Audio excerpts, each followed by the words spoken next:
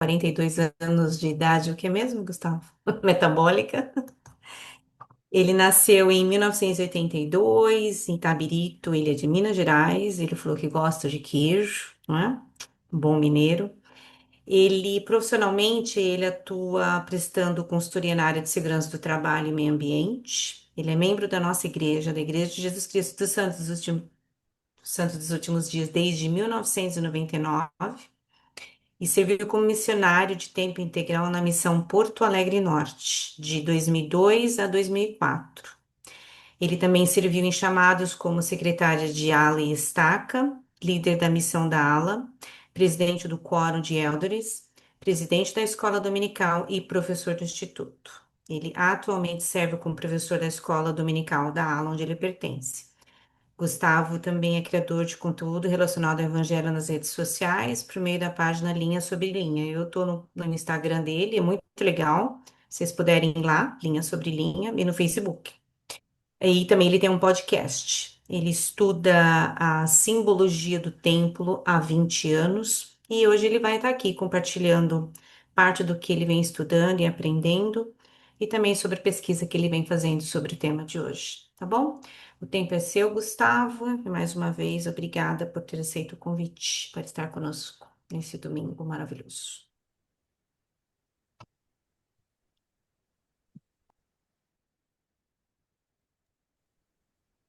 Ó, muito bem, eu que agradeço, né? Primeiramente, boa noite a todos. E para quem for assistir no YouTube posteriormente, né? Bom dia, boa tarde, boa noite. Quero agradecer o pessoal aí do Bonde da Madrugada. Eu já acompanho, já tive a oportunidade de participar, né? Como participante mesmo, algumas vezes, e agora tive essa honra de ser convidado para deixar aqui uma mensagem sobre um tema que eu acho um dos temas mais, usando uma linguagem de Neff, né, mais deleitosos que tem, que é sobre símbolos. Então, quero agradecer o pessoal aí do Bonde da Madrugada, quero também elogiar a iniciativa. Acho essas iniciativas excelentes, né? E acho que a gente precisa muito delas, né? Quanto mais melhor. Muito bem, eu preparei como eu vou falar de templo, de símbolos do templo, acaba que eu acho muito importante usar um pouco de auxílios visuais, né, para a gente ter uma ideia do que só falar. Então, eu preparei aqui, acho que eu consigo compartilhar aqui, né? Deixa eu tentar aqui compartilhar.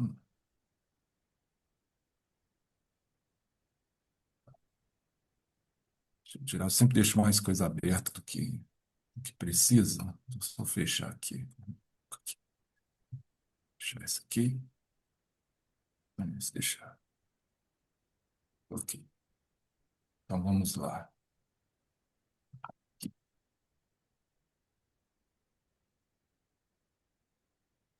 Acho que vai aparecer, vocês conseguem ver.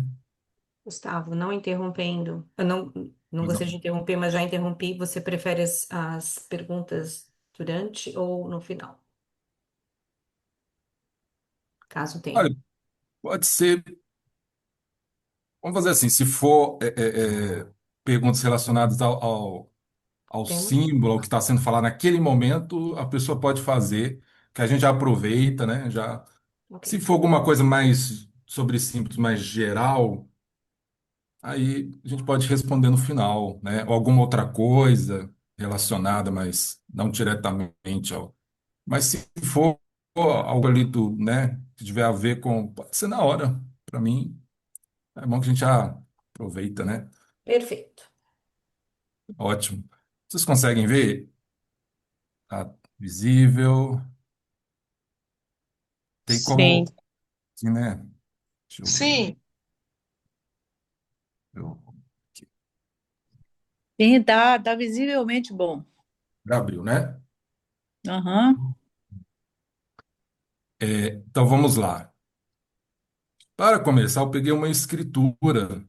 que eu gosto muito quando a gente pensa em símbolos, que está em Moisés, no capítulo 6, versículo 63. Aqui o Senhor está falando com Adão, e Adão ele aprende algo importante a respeito de todas as coisas que foram criadas, de um propósito que elas têm, né? Alguém gostaria de ler para eu não, vocês não só ouvirem a minha voz? Alguém Posso ler? poderia ler? Eliseu, quer ler? Ah, já tem gente aí. Obrigado. Ótimo. Vai, mãe. Eis que todas as coisas têm sua semelhança, e todas as coisas são criadas e feitas para prestar testemunho de mim, tanto as coisas materiais como as coisas que são espirituais. Coisas que estão acima dos céus e coisas que estão na terra, e coisas que estão dentro da terra, e coisas que estão embaixo da terra, tanto acima como abaixo, todas as coisas prestam testemunho de mim. Maravilha. Obrigado, irmão. Muito bem. Então, aqui a gente vê o Senhor deixando claro que todas as coisas foram criadas, as materiais, as espirituais, coisas acima nos céus, coisas que estão na terra, coisas que estão debaixo da terra, né? Tudo tem um propósito que é prestar testemunho de Cristo, né? E, de certa forma, servem como símbolos do Salvador. Então, as escrituras, elas estão repletas de símbolos. O próprio Salvador, ele ensinava usando símbolos, né? Ele usou muitos símbolos, até para se referir a ele próprio. E aí, próximo slide. Eu peguei aqui uma citação do Elder John A. Whitsu. Ele foi membro do Quórum dos Doze. E aí ele foi autor de um livro chamado Simbolismo nos Templos. Eu gostei muito desse comentário dele. Por quê? Porque ele chama atenção para algo sobre a nossa experiência no templo. Quem pode ler? Posso ler? Por Tá favor. me ouvindo? Perfeito. Nenhum homem ou mulher pode sair do templo investido, como deveria, a menos que tenha enxergado, a menos que tenha enxergado, além do símbolo, a poderosa realidade que ele representa. Bem, então, Elder Whitsu, ele falou que nenhum homem ou mulher pode estar investido perfeitamente, né? E quando nós vamos ao templo pela primeira vez, receber as ordenanças próprias, a primeira ordenança que a gente vai receber é chamada de investidura, que o Senhor prometeu aos santos que ele investiria os seus santos com o poder do alto. E eu lembro que por muito tempo eu fiquei pensando, o que que é ser investido, né? Porque a investidura é um ritual, mas o que que é ser investido com o poder do alto? E um desses significados é compreender a realidade que o símbolo representa, né? E aí eu peguei, essa imagem aí é um símbolo do Templo de Nauvoo, tá? Esse símbolo é um símbolo externo. Qualquer pessoa que for lá ou procurar uma foto do Templo de Nauvoo vai ver, né, na fachada ali tem vários desse, né, é chamado de sunstone, ou, né, no nosso português aqui, pedra do sol. Tá? E é muito interessante, né? É bem curioso. A imagem do sol, ele tem um rosto, tem duas trombetas ali, com mãos, né, no alto, como se estivessem saindo do céu, com duas trombetas. Mas eu peguei aqui, ele como se ele estivesse falando, né?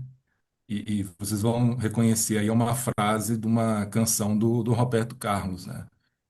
Então, os símbolos do tempo, se eles pudessem, né, eles falariam isso aí, né? Eu tenho tanto para lhe falar, mas com palavras não sei dizer.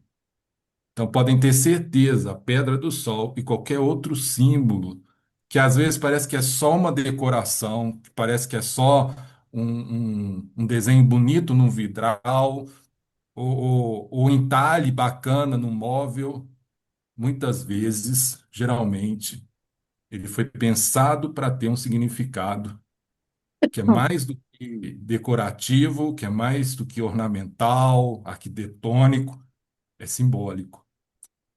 Então, eu gosto de falar que a principal língua, a principal linguagem que a gente tem no templo, e seja em qualquer canto desse mundo, não é inglês, não é português, não é espanhol, não é alemão, não é francês, não é italiano. A principal linguagem usada pelo Senhor nos templos é a linguagem do simbolismo. O templo ele está maravilhosamente repleto de simbolismo. Simbolismo nas ordenanças, simbolismo na vestimenta, nas vestes que nós usamos no templo, simbolismo nas paredes, nos vidros, nos móveis, nos lustres, no carpete. Tem simbolismo para todo lado, né? É uma, não posso falar, uma avalanche de simbolismos, né? E se a gente não se esforçar, a gente pode passar e só ver um carpete bonito, achar uma roupa curiosa, né? A roupa que nós usamos no templo, diferente. É, achar também as ordenanças interessantes, mas a gente não vai conseguir ver além disso. Então, né? Eu gosto de falar, os símbolos do templo, eles têm, cada um tem uma mensagem para nos passar. Cada um testifica de uma realidade. Cada um tem algo a nos ensinar a respeito de Deus, de Cristo, do Espírito Santo, a respeito do plano de salvação, a respeito da nossa, do nosso papel, da nossa posição nesse plano. Enfim, cada um revela algo, né? Algo a respeito da glória futura, da glória celestial, a respeito do nosso progresso eterno, né? Porque parte do enredo do tempo é isso, né? Assim como Adão e Eva, né? É a queda e depois nosso retorno, a nossa jornada de volta até chegarmos à presença de Deus. Então, os templos têm muito a falar. E aí o desafio é a gente alcançar isso que o Elder Whitson falou, né? Ser investido também significa enxergar, compreender que os símbolos representam a realidade, as verdades que eles ensinam e que eles testificam para cada um de nós, né? Então, né, como foi falado aí na bio, 20 anos eu tenho estudado os símbolos do tempo. Começou depois da missão, quando eu consegui, né, é, é, um livro que falava, né, vou até comentar sobre ele depois, sobre símbolos do templo. E aí eu compreendi que o templo era repleto de símbolos, e eu me interessei por esse assunto, né? E desde então eu tenho visto que quando a gente se esforça e vai ao templo querendo enxergar e compreender esses símbolos, o Senhor abençoa, e isso eu posso testificar por mim mesmo, por experiência própria. O Senhor, ele dá conhecimento, linha sobre linha, preceito sobre preceito, né? Cada vez que a gente vai ao templo, a gente enxerga algo novo, né? Preparando mesmo essa mensagem, essa semana, eu aprendi algo sobre um simbolismo que está ali na, na, na, na pia batismal do templo, né? Por que que é o sacerdócio arônico que tem esse privilégio de ir lá e batizar, né? A preferência deles, né? Os rapazes ali do sacerdócio arônico, os sacerdotes, né? Eles são os batizadores, né? Tem um simbolismo. Então, a gente sempre pode aprender, né? E o Senhor prometeu que aquele que buscar, ele dará mais. E aí, eu me tornei, o que eu gosto de falar, eu me tornei um caçador de símbolos. Tem caçador, caça-fantasmas, tem, né, caçadores de animais. Eu me considero um caçador de símbolos. Sempre que eu fui ao templo, eu vou caçando símbolos. Então, assim, é meio doido, porque eu fico observando tudo mesmo. Vou dar um exemplo. A gente teve a visitação pública do templo de Belo Horizonte. E eu moro aqui em Betim, região metropolitana, dá menos de uma hora, né? Então tive esse privilégio. Podia, eu fui duas vezes lá na visitação. Eu fiquei olhando tudo, né? Se deixar, eu fico até rodopiando assim. Eu observo tudo, né? Observo a parede, parece coisa de doido, mas eu observo a parede, eu observo o carpete, eu observo os quadros, os lustres, eu fico contando quanto, né? É uma coisa, mas tem um sentido, né? E vai ficar claro isso durante aqui a apresentação, né? Mas o importante é isso, né? O evangelho, eles têm camadas e níveis, né? O Senhor, ele vai dando de acordo com a nossa vontade, nosso esforço de aprender. O presidente Nelson falou isso, né? O Senhor ama o esforço, né? E quando a gente se esforça, o Senhor dá mais, né? Mas a gente não se esforça, por que que o Senhor vai dar algo que a gente não está procurando, né? A gente não quer aprender. Isso vale para a gente compreender os símbolos, que é a principal linguagem, o principal idioma do templo é o simbolismo, são os símbolos. Então vamos lembrar, né? Os símbolos têm muito para nos falar, mas não serão palavras. Eles vão ensinar de uma outra maneira.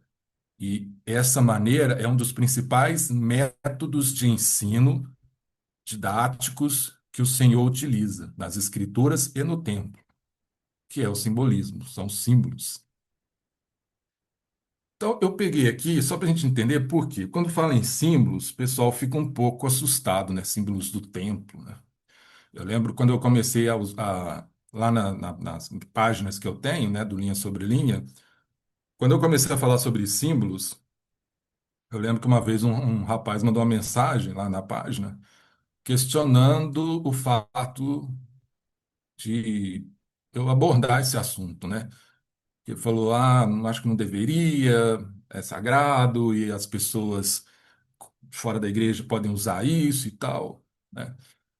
E uma coisa que eu falei para ele, olha, eu acho a questão é que no Brasil a gente tem pouco material. Aliás, eu não conheço nenhum livro assim de autor em português que trate exclusivamente assim símbolos do templo.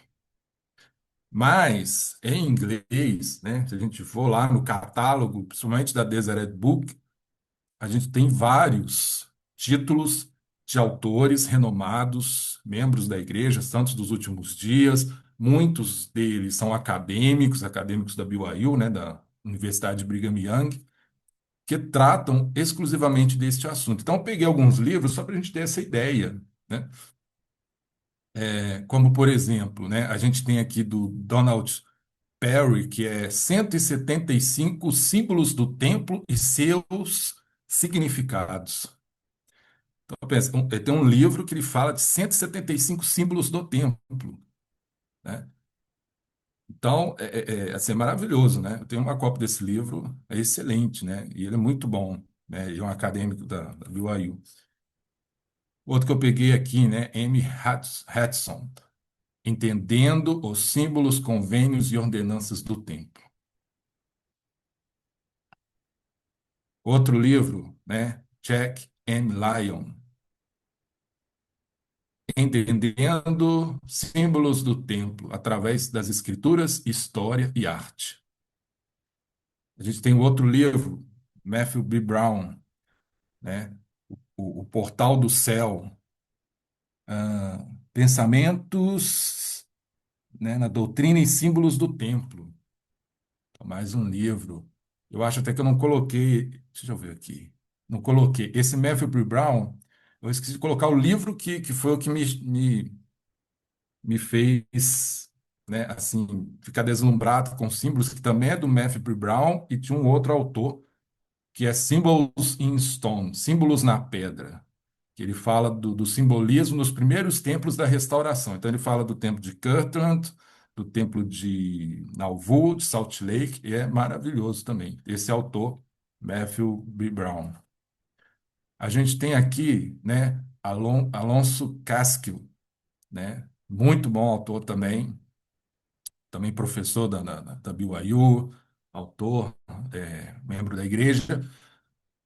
E ele tem esse livro, né? Símbolos Sagrados, encontrando o significado nos ritos, rituais e ordenanças. Muito bom também, né? E, para finalizar, a gente tem esse aqui, né? Gerald Hansen Jr.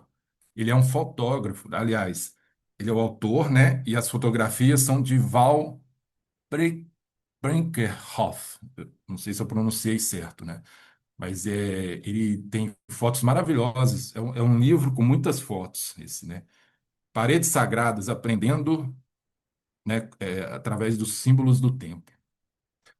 Então, eu coloquei esses exemplos, essas capas de livro, para a gente entender que este é um assunto que ele é tratado por autores sérios, membros da igreja, né? Livros que são vendidos na Deseret Book. Deseret Book é uma companhia da igreja, né? Então, assim, nenhuma pessoa que vai tratar de forma leviana ou contra a igreja, os símbolos né, o templo, vai ter o seu livro publicado.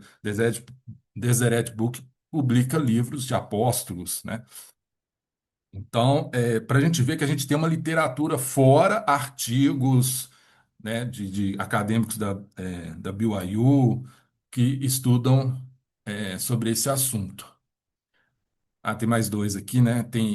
Este é muito bom, Kim Kibis, acho que é uma autora, é uma irmã autora, entendendo o simbolismo sagrado das roupas do templo.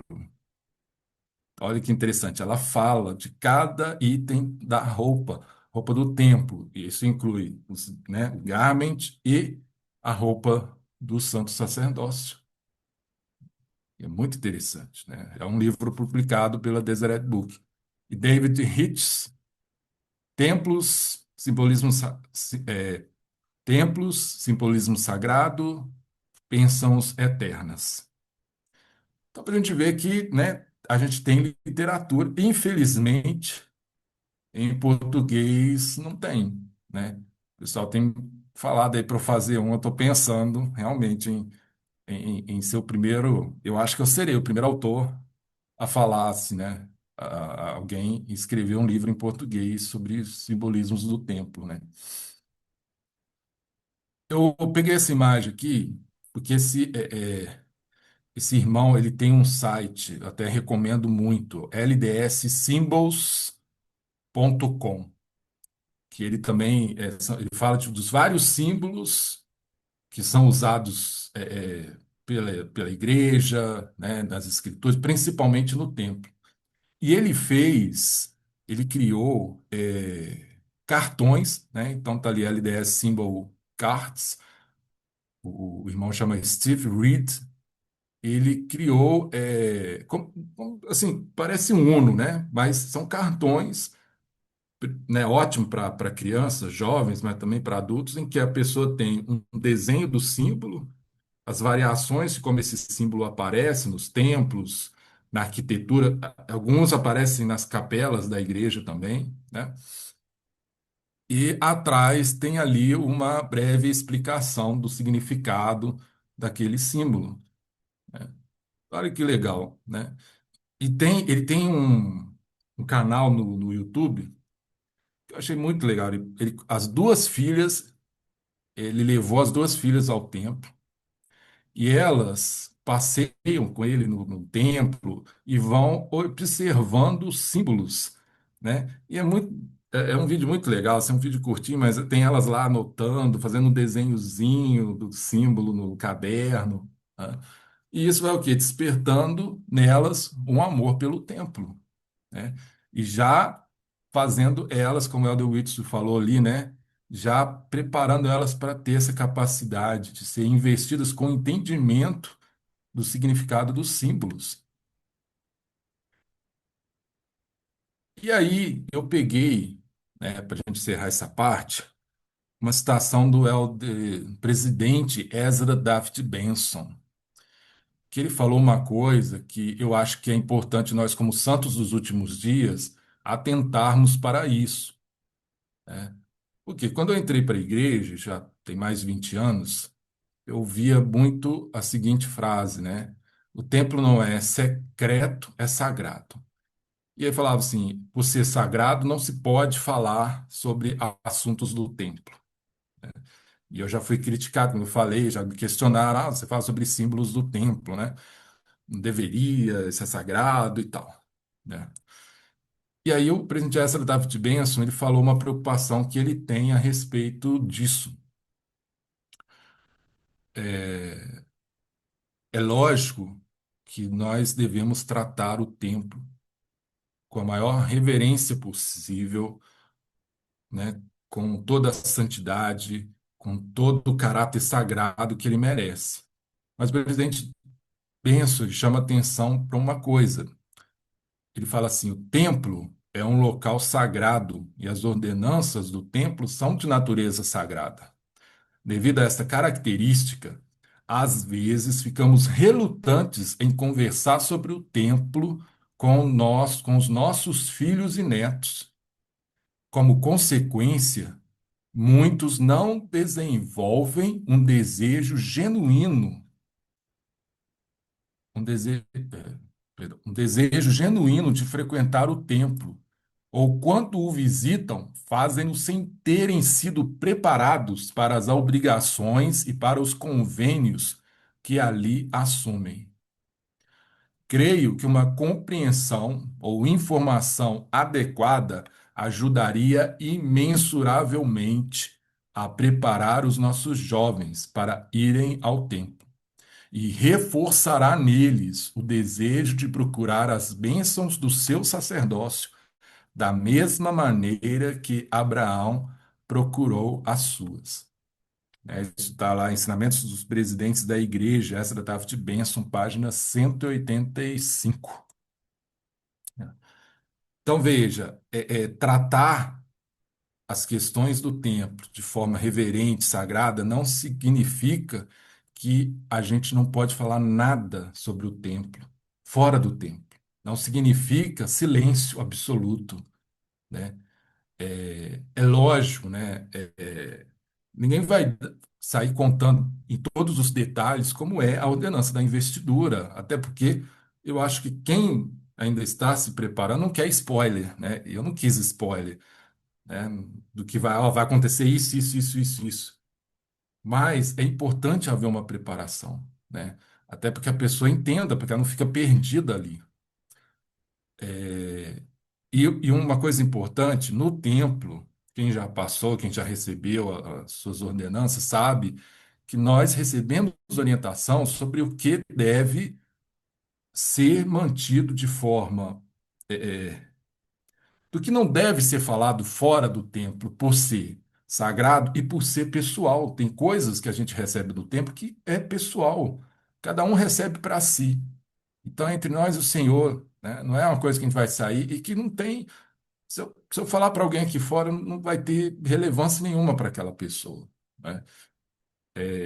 E claramente nós somos orientados a respeito de símbolos, de palavras, seja do que for, o que não deve ser falado fora do templo.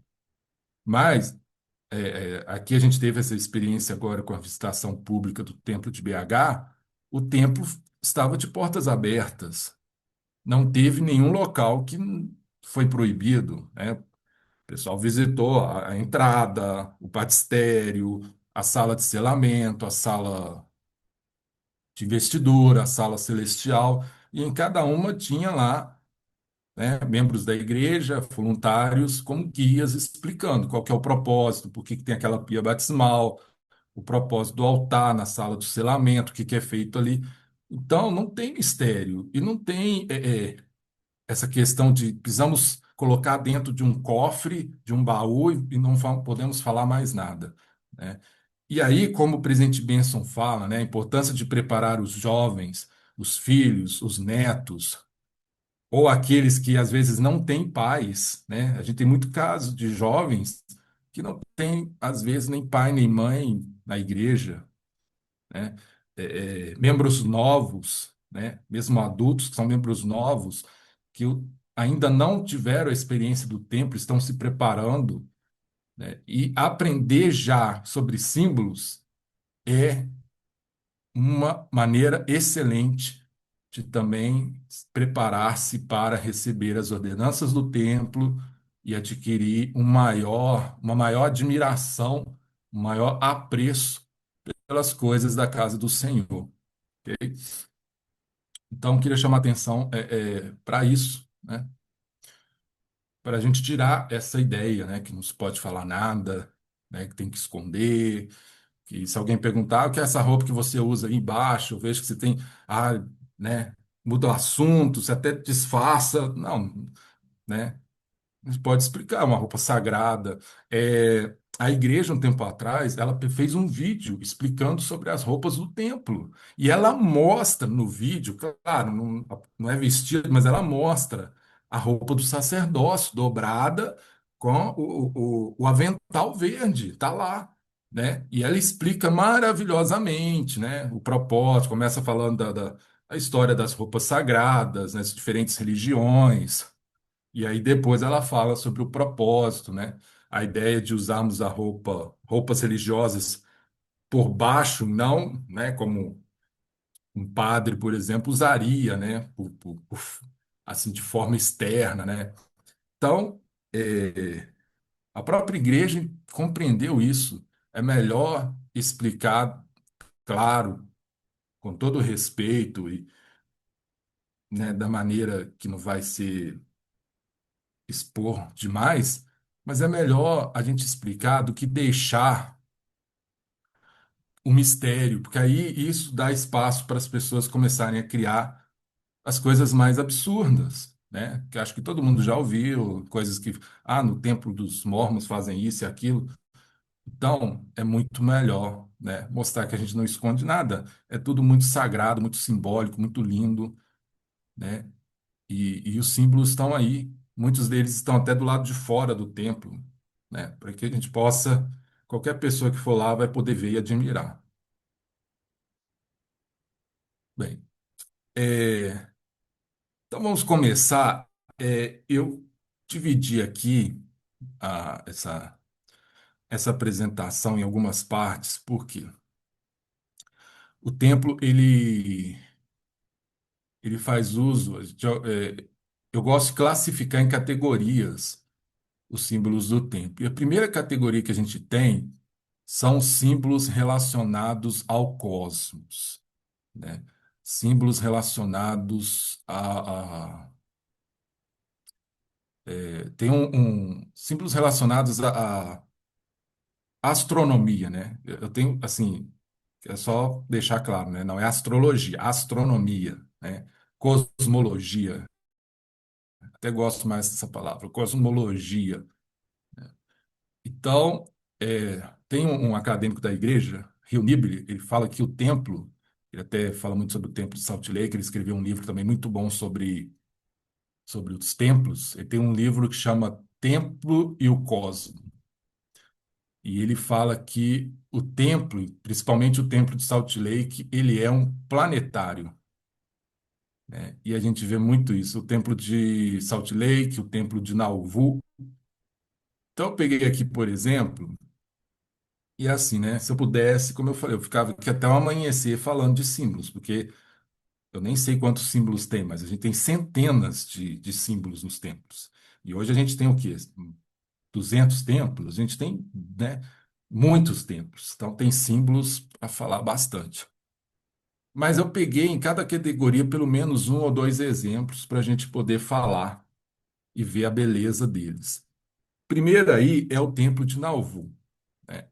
Este é o templo reconstruído. A gente sabe que o templo, os pioneiros tiveram que deixá-lo, o templo foi invadido, o templo foi queimado, destruído, e, como está ali na imagem, né, em 2002, ele foi reconstruído e dedicado pelo presidente Gordon B. Hinckley.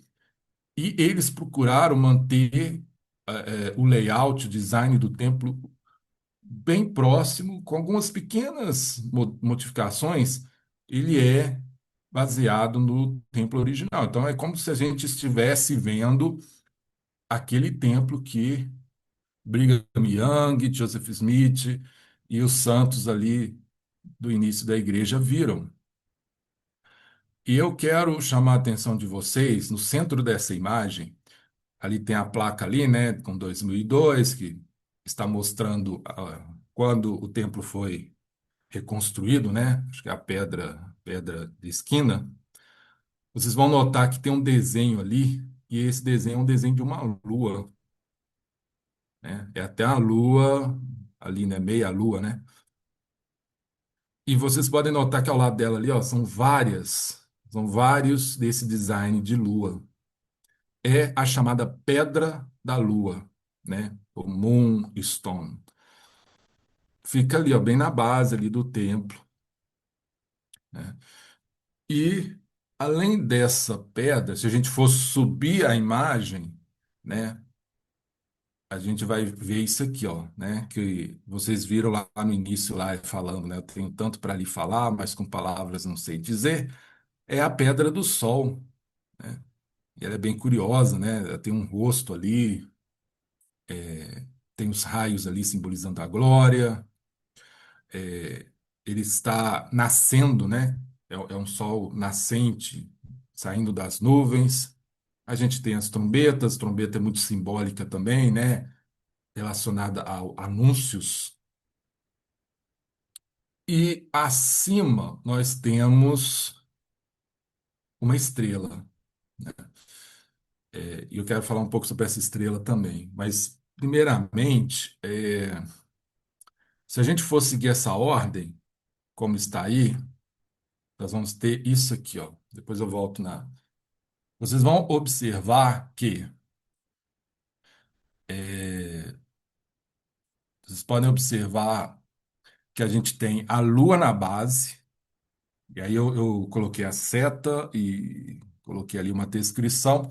A gente tem a Lua, a gente tem mais acima o Sol, e acima do Sol a gente tem a estrela, né? E vocês podem ver que são vários. Eu não lembro agora, me foge aqui quantos são, se são 50, 40, tem um número certo, mas são vários, né? A gente vê que são vários pilares com a lua embaixo, acima, lá no alto, a pedra do sol e a pedra da estrela, um pouco acima do sol. Quando a gente fala de lua, quando a gente fala de lua, sol e estrela, a gente pensa no quê? Simbolicamente na igreja. Os reinos de glória. Reinos de glória. Exato, né? Os reinos de glória, os reinos de glória, né? Os graus de glória. E aí a gente aprende, tem Doutrina e Convênio 76, a gente tem 1 Coríntios 15, que fala que, né, cada grau ali, cada reino, né, tem uma gradação de glória. Então, difere, assim como a lua difere do sol, a estrela, né? Assim como o Sol difere da Lua, a Lua das estrelas. E a gente aprende o quê? Né? Que o Sol simboliza. Podem me responder. Que Bem representa? celestial, Celestial. A Lua. celestial. I- Não, terrestrial. Isso. E as estrelas representam o celestial, né? Então a gente aprende que, assim como o Sol que o mais brilha, ele representa a maior glória, que é o celestial. Abaixo dele, o intermediário, é a lua, que representa o reino terrestrial representado pela lua, né? Que tem um brilho, se destaca no céu, mas não é como o sol. E depois a gente tem as estrelas, que é o reino, simboliza o reino celestial, que é o reino de glória menor. Então a gente tem sol, lua e estrela. Agora, a gente pensar nesse simbolismo, bate com o que a gente está vendo no Templo de Nauvoo. A gente tem estrela, sol e lua. Não, né? Não, o que que o sol está fazendo no meio aí? Não deveria ser o sol, aí no lugar do sol, né? No lugar da estrela, a gente tinha que ter o sol, né? No lugar do sol, a gente teria que ter a lua, a pedra da lua. E lá embaixo, no lugar da pedra da lua, a gente deveria ter a estrela. Aí a gente pode pensar, mas então, né, quem bolou isso aí, quem fez ali o desenho arquitetônico do Templo de Nauvoo, errou feio, né? Errou rude. Mas aí entra o aprendizado do simbolismo, né? Que é maravilhoso. Deixa eu ver aqui se eu peguei. Acho que. Opa, travou aqui para mim. Opa. Vamos ler essa escritura que está em Apocalipse, capítulo 12, versículo 1. É uma visão que João, o apóstolo João, né, que recebeu ali as visões do Apocalipse, ele teve uma visão no céu. E ele descreveu essa visão que ele viu, que é, como, né, boa parte, quase todo o Apocalipse é bem simbólica. Quem pode ler, por favor? Eu posso. Por E favor. viu-se um grande sinal no céu, uma mulher vestida de sol e a lua debaixo dos seus pés, e uma coroa de 12 estrelas sobre sua cabeça. Apocalipse 12:1. Perfeito, obrigado, irmão. Então, João viu uma mulher. Essa mulher estava vestida de sol, né? Então, ela tinha um vestido que brilhava como o sol. E ele viu que ela estava, né, com os pés sobre a lua. Então, ela estava, né, em pé acima da lua e ela tinha uma coroa de 12 estrelas sobre a sua cabeça. Eu vi aqui. Ah, tá. Ok.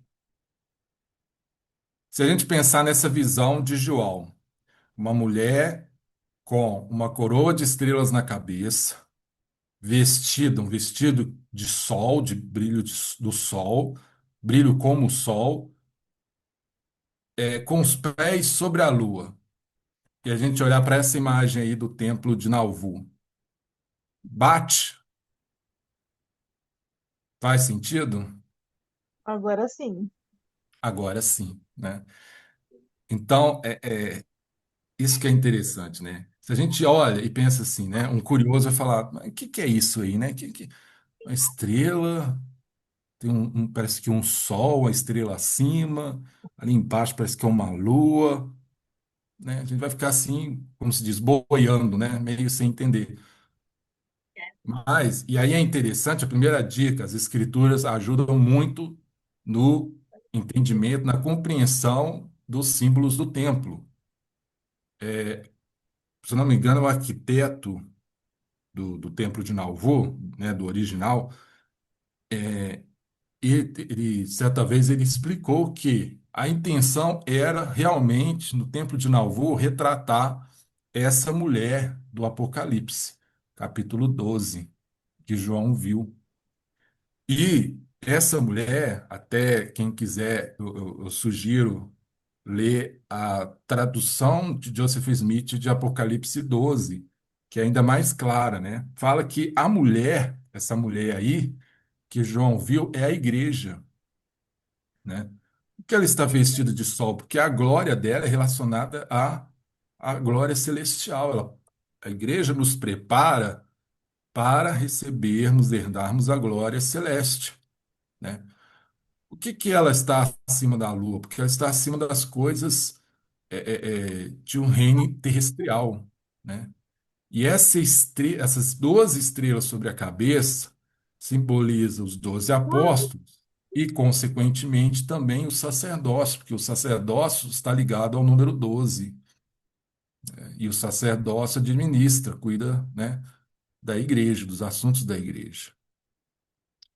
E tem mais, né? E aí eu vou aprofundar um pouquinho. Doutrina e Convênios fala e o livro de Hebreus também fala sobre isso, né? Fala de uma igreja chamada Igreja do Primogênito. Hebreus fala até Igreja dos Primogênitos, né? Como assim, né? A gente já aprende que o nome da igreja é Igreja de Jesus Cristo dos Santos dos Últimos Dias. Aí a gente pega a escritura lá e está escrito Igreja do Primogênito, né? A princípio a gente pode falar assim, bem, o primogênito é Jesus, né? Ele é o primogênito do Pai. Ok. Só que lá no livro de Hebreus fala que é a igreja dos primogênitos. Aí já fica um pouco mais intrigante, né? Quem são os primogênitos, né? A questão é, o rei Benjamim, se não me engano, lá em Mosias, ele ensinou que por causa do convênio que o povo dele havia feito, eles receberiam um nome, que era o nome de Cristo, e eles seriam chamados progênie de Cristo, filhos e filhas dele, né? Porque naquele dia, ele, Cristo, eles foram gerados espiritualmente dele, que é Cristo, gerados por meio da expiação, nasceram de novo. E aí passam a ser também filhos e filhas de Cristo, por meio do convênio, por meio desse renascimento espiritual, né? E quando a gente vê lá nas Escrituras, desde lá no início, lá com Jacó, José, Abraão, Isaac, o primogênito, ele herdava uma porção maior da herança de seu pai. E ele se tornava o responsável, na ausência do pai, no falecimento do pai, de todo o restante da família. Então, ele tinha esse encargo por ser o primogênito. E a questão é, quando nós de fato nos tornamos filhos e filhas de Cristo por meio do convênio, nós somos filhos e filhas do primogênito do Pai. E aí nós temos direito à primogenitura por meio de Cristo. Assim como José recebeu a primogenitura de Jacó, e depois, né, o filho de José também recebeu a primogenitura. E aí a Escritura fala que aqueles que herdarem o reino celestial, eles receberão uma glória maior, né? A exaltação, aqueles que recebem a exaltação no reino celestial, eles vão receber uma glória maior, bênçãos maiores, né? E estão destinados a governar sobre toda a casa de Israel, como reis, rainhas, sacerdotes e sacerdotisas. Então, essa igreja que está representada aqui no templo, ela não é só a Igreja de Jesus Cristo dos Santos dos Últimos Dias. A Igreja de Jesus Cristo dos Santos dos Últimos Dias, ela nos prepara para nos tornarmos membros da Igreja do Primogênito ou Igreja dos Primogênitos, para que a gente se torne primogênito de Cristo e tenha direito à primogenitura que ele recebe do Pai, a glória do primogênito, né? Então, assim como a gente se torna membro da Igreja do de Jesus Cristo, os santos dos últimos dias, por meio do batismo, frequentando, participando do sacramento, nós começamos a nos tornar membros da Igreja do Primogênito quando nós recebemos as ordenanças do templo, né? A investidura no templo, posteriormente, o casamento no templo, nós estamos começando a assegurar a nossa exaltação, a vida eterna. Então, não é só um detalhe, não é só algo que foi talhado na pedra, no mármore, né? Lá, que legal, estrela, tem um sol com uma carinha, tem uma lua lá embaixo, tem uma mensagem aí, né? Olha quanta coisa a gente viu, né? A visão de João, a igreja do primogênito, como nós nos tornamos filhos de Cristo, como isso nos permite receber a primogenitura eterna que o Filho recebe do Pai, e ele quer nos passar essa primogenitura, né? Que é uma bênção dobrada, assim como o primogênito lá na época do Velho Testamento recebia uma porção dobrada da sua herança e se tornava o líder da sua família. Tudo isso está falando aí, ó. Não tem uma palavra aí sobre isso, mas está tudo aí na fachada do templo de Nauvoo, com símbolos né, baseados em astros, a Lua, o Sol, a estrela, né? É muito poderoso, né? Eu fico fascinado, assim, né, como o Senhor consegue, por meio de símbolos, falar tanta coisa, né, em algo assim. Outra coisa que eu queria chamar a atenção, aproveitando a imagem aqui, vocês podem notar que a estrela, né, dessa pedra da estrela, a estrela acima aí do Sol, ela e tem duas variações, né? Tem uma que é na pedra e que a esquerda tem uma que é no vidro, né? É uma arte no vidro. Essa estrela, ela é uma estrela de 5 pontas e ela é um pentagrama.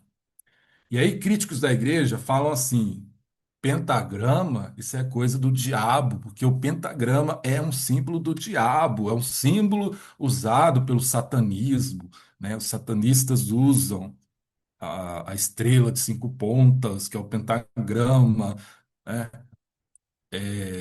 E aí é que eu falo a importância de falarmos sobre as coisas do tempo, de falarmos sobre os símbolos, né? Até para que não haja o risco de repente, um membro novo, né? Um belo dia alguém chegar para ele, ou ele ver lá um vídeo no YouTube, né? De uma pessoa, um ex-membro que se tornou um opositor da igreja, e falar assim: olha aqui, ó, pegar uma imagem, começa e falar aqui, ó, tá vendo ali, ó? Aquilo ali é um pentagrama, aquilo ali é coisa de satanismo.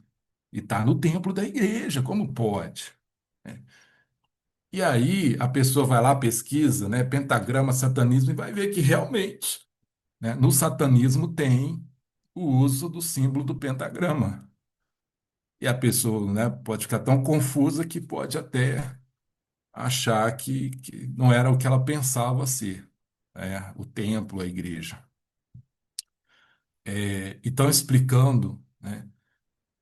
E a gente tem um simbolismo muito bonito nessa estrela, né? Pentagrama, estrela de 5 pontas, que é o seguinte: essa estrela é a chamada estrela da manhã, né? Simbolizada aí pelo pentagrama. E essa estrela, na verdade, ela simboliza, né, o planeta Vênus. A estrela da manhã, ela é, na verdade, um planeta, o planeta Vênus, né? Por que ela é chamada estrela da manhã? Porque o planeta Vênus, hoje mesmo eu vi ele lá né, tá aí no céu aqui, a gente consegue ver, porque ele é o ponto mais brilhante, depois da Lua, óbvio, né, mas ali, dos pontos ali entre as estrelas, ele é o ponto mais brilhante.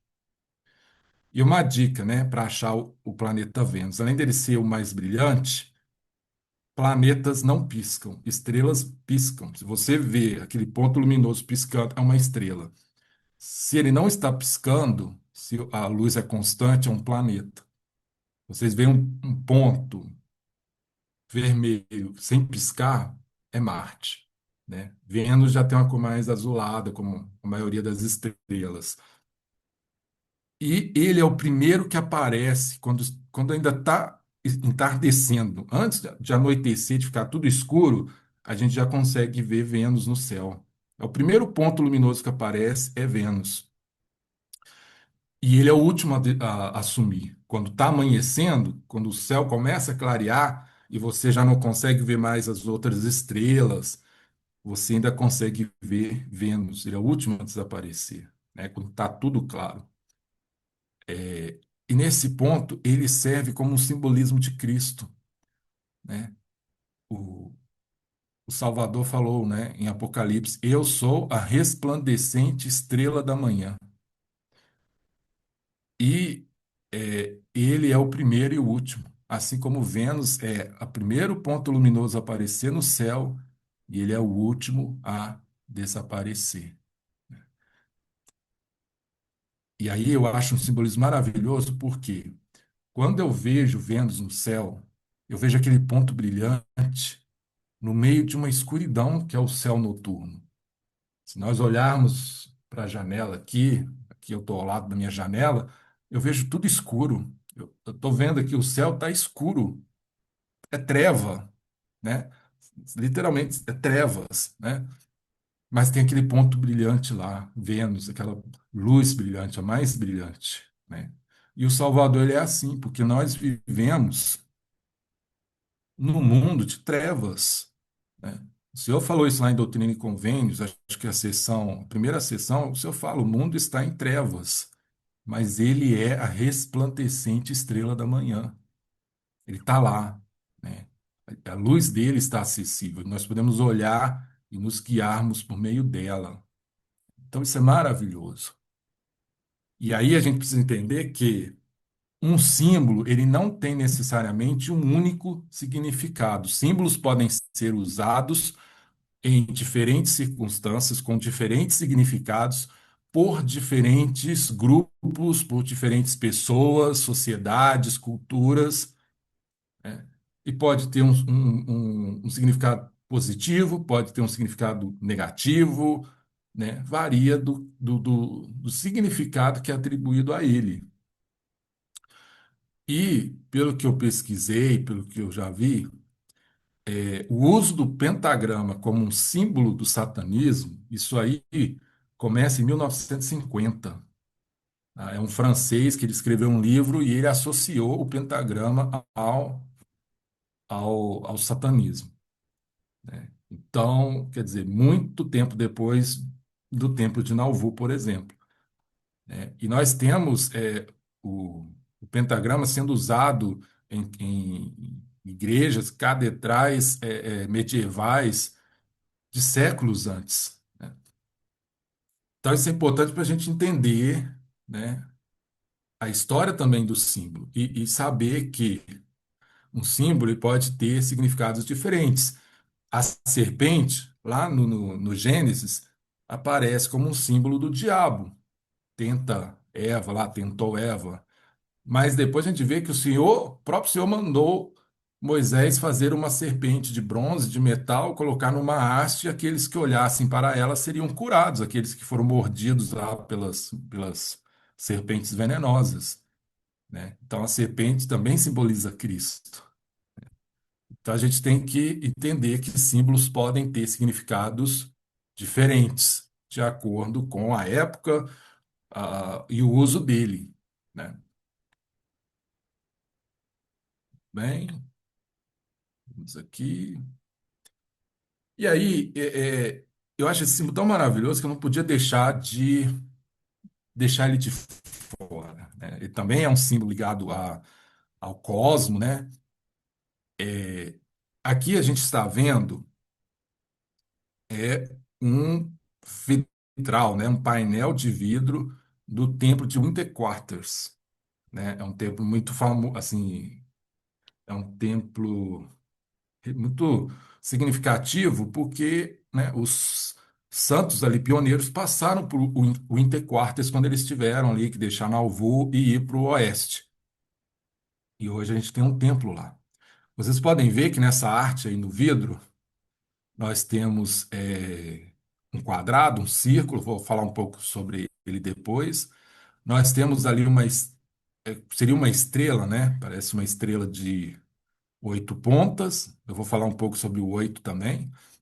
A gente tem o que parece ser a Lua, né? Uma fase da Lua, e vocês podem notar uns pontinhos ali, né? São 5 pontinhos ali, perto da Lua ali. Aí eu vou ampliar aqui para vocês verem. Esses pontinhos que estão aí são estrelas e fazem parte de uma constelação chamada Ursa Maior, né? O Big Dipper, né? Em inglês. Aqui a gente tem a mesma constelação no templo de Salt Lake, né? A constelação da Ursa Maior. E eu fiz aqui o tracejado para poder a gente entender como é que ela aparece, né? Na verdade, é uma parte da constelação. Tem outras estrelas que formam, né? Essa parte aí forma até a aparência de uma concha, né? E ela é muito relevante por um motivo que eu vou explicar daqui a pouco. Aqui também, acho que é o templo de Washington, se não me engano, a gente vê, essa é detalhe de uma parte da porta de entrada. A gente tem também a, a parte ali da concha da constelação da Ursa Maior. Eu quero chamar a atenção, eu circulei lá acima uma outra estrela. E essa estrela, ela é chamada de estrela polar ou Polaris, e também é conhecida como a estrela do norte. E é a junção desses dois, a constelação da Ursa Maior e da estrela polar, que nos dá um simbolismo maravilhoso a respeito de Cristo, né? E ele foi explicado muito bem pelo presidente Gordon B. Hinckley, que uma vez falou sobre uma lembrança da infância, lá da época que ele era garoto, e da relação dele com essa constelação da Ursa Maior. Quem pode ler, por favor? Eu acho que dá para ler aí, né? Se não tiver difícil, quem pode ler? Eu leio. Pra mim não estava aberto. Pois não. Oi? Não, é que estava grande para mim, não dava para ler. Ah, tá. Quem Eu pode Mais ler, posso. fácil. gente? Quem pode Eu ler? posso. Obrigado. Toda noite, como muitas gerações de meninos antes de nós, delimitávamos a ursa maior. Acompanhávamos a cauda até o corpo, para encontrarmos a estrela polar. Viemos a conhecer a constância dessa estrela.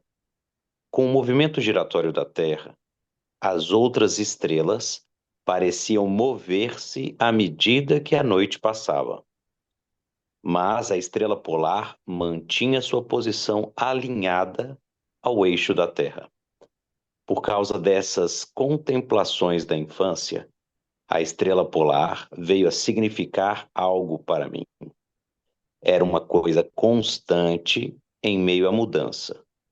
Era algo com que sempre se podia contar, algo seguro, uma âncora no meio do que parecia um firmamento volúvel e instável. Obrigado, Raines. Beleza. Acho que o presidente Hinckley ficou muito bem aqui, a memória da época dele ali de garoto, de menino, né? E por que que a Ursa Maior, ela é, ela se destaca, né? Como o presidente Hinckley explicou, o que acontece? Se você pegar a Ursa Maior, você consegue fazer um traço, fazendo um traço nela, você chega, você localiza a estrela polar, que é a última estrela lá da Ursa Maior, perdão, da Ursa Menor, né? Nós temos duas constelações, a Ursa Maior e a Ursa Menor. E da Ursa Maior você consegue fazer um traço até a estrela polar, Polaris, estrela do norte, que está lá no finalzinho lá da Ursa Menor. E por que isso era relevante? Os antigos, né, na antiguidade, os navegantes, que é pessoal lá, né, nos barcos, navegando, eles usavam a estrela polar como um ponto fixo no céu para localização, para achar o norte e se orientar ali, no meio né, do nada ali, né?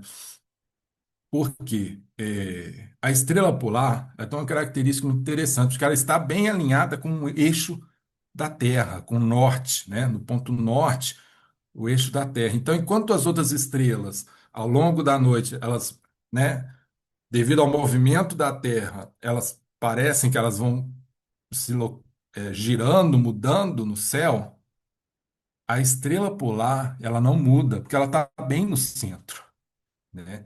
Então, na verdade, a variação dela é tão pouca que quando alguém olha para a estrela polar, né, o marinheiro lá no meio do mar, ou uma pessoa no meio do deserto, enfim, né, o pessoal no hemisfério norte, né, que é mais específico, que consegue ver a estrela polar, ela parece fixa, ela não muda. As outras estrelas, isso aqui é uma imagem, né? Parece assim uma coisa meio estranha, mas é captando esse movimento de giro em que as estrelas, por isso que elas aparecem como riscos, porque elas estão se, né, girando. aquele time-lapse, né? Quando você faz várias filmagens e depois mostra a sequência. Então elas vão, né? Você vê que há um movimento, elas vão variando, mas a estrela polar, ela não varia. Então é o que o presidente Hinckley falou, né? Que ele gostava porque ele viu que a estrela polar, né, era algo significativo para ele, porque era algo constante em meio à mudança. Era algo que sempre se podia contar, algo seguro, uma âncora no meio do que parecia um firmamento volúvel e instável, né? E aí eu quero perguntar para vocês, o que que a estrela polar pode significar? O que ou quem? Jesus Cristo. Cristo, né? Nós aprendemos, deixa eu ver aqui, nós aprendemos nas Escrituras, né? Mórmon capítulo 7, tem outras, não sei se Mórmon 9 fala assim que Deus não muda. A Bíblia também fala, né? Deus não muda, ele é o mesmo hoje, ontem e sempre. Nele não há variação nenhuma. E no livro de Mórmon ainda fala que se Deus mudasse, ele deixaria de ser Deus. Agora vamos pensar, qual que é a importância de saber desse atributo de Deus, de ser imutável? Como isso afeta a nossa fé e confiança nele?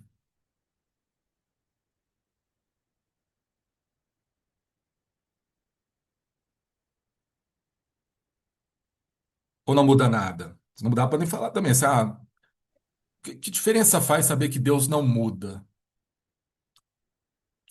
O que ele fala hoje não muda amanhã. A gente pode confiar nele, né? Perfeito.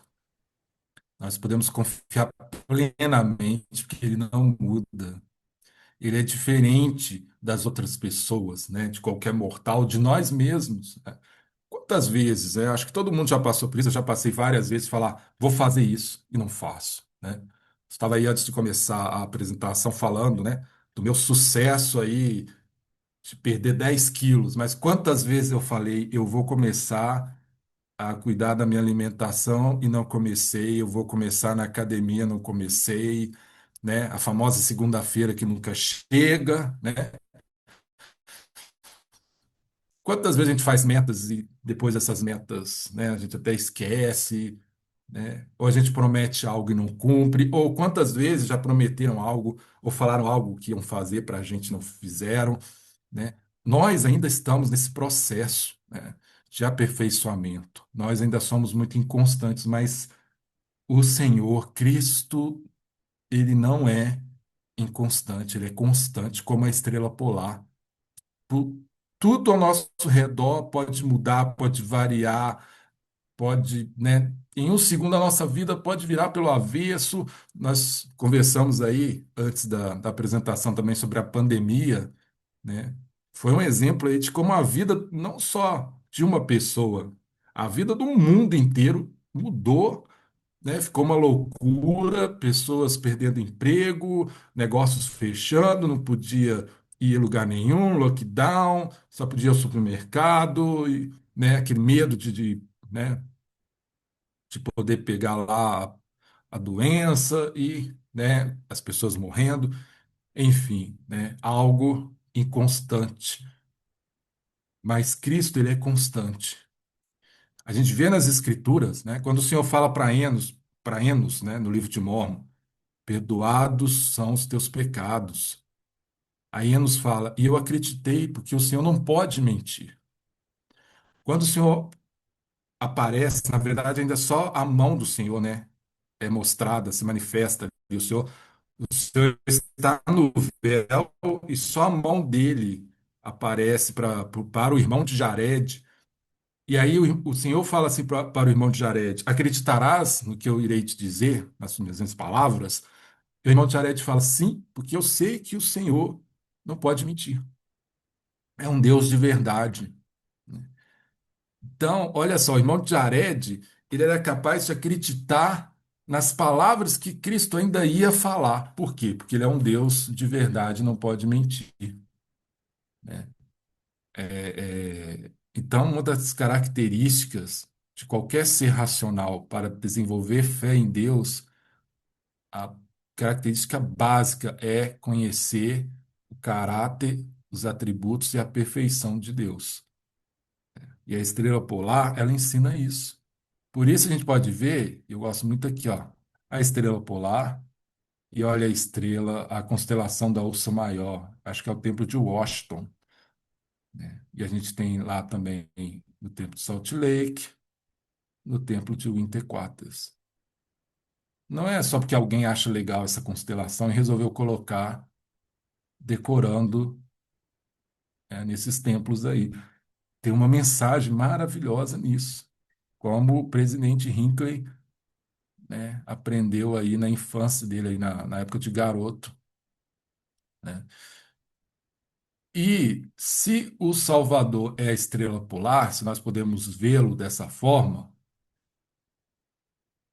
o que seria então a Ursa Maior? Porque os navegantes, né, o pessoal das antigas navegações, ou qualquer pessoa que estava ali precisando de orientação, pegava a Ursa Maior, a estrela ali da ponta, e fazia. Vou botar aqui, ó. Não, peraí. Aqui. Fazia ali a linha e encontrava a estrela polar, que é a estrela fixa, né? Então, se a estrela polar é o Salvador, que representa essa ursa maior que está sendo mostrada aí no templo de Winter Quarters, no templo de Salt Lake, no templo de Washington. Eu peguei aqui a explicação de Truman O. Angel. Quem é ele? Ele é o arquiteto-chefe do templo, ele foi, né, o arquiteto-chefe do templo Salt Lake. Ele explicou o porquê da ursa maior lá, né, como um adorno lá no templo, na fachada do templo de Salt Lake. Inclusive, se você pegar a ponta lá da estrela, a ponta lá no templo de Salt Lake e fazer o tracejado no céu, você acha a estrela polar, né? Bem interessante. E ele falou isso aqui. Quem pode ler, por favor?